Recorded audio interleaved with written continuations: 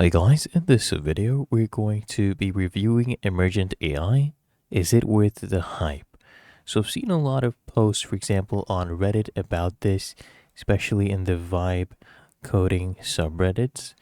And okay, I'll give you the pros and cons for this. First of all, the speed is unmatched. So the platform itself is incredibly fast. You can literally describe a full stack multi-user app with database, with authentication, Stripe integration in a single prompt. Just one prompt and the agent delivers a functional, deployable prototype in under an hour, right?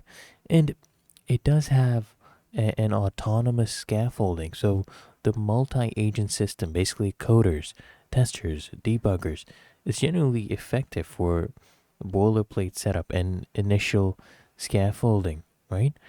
And the code is exportable.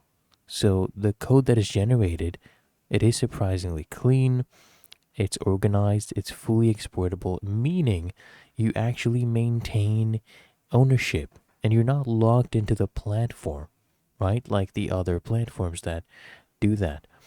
And okay, I'll go into the con because the credit system, first of all, it can be brutal. The pricing is wildly unpredictable. So the agent basically sometimes it often gets stuck in debugging loops and it charges you credits for every failed attempt.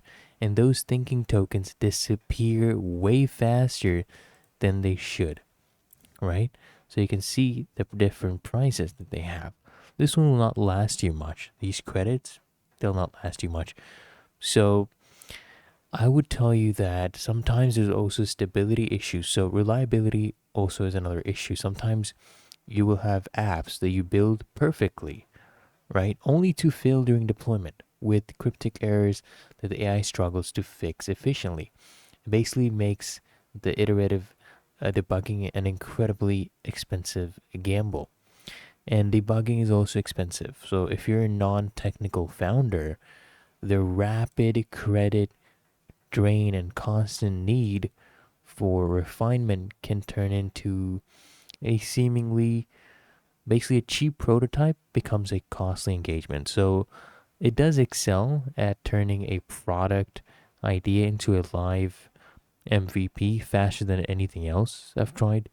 But for a service aiming to be a CTO for non technical founders, the instability, the rapidly draining credit pool are major pain points, that keep it from being a solid recommendation for any long term project.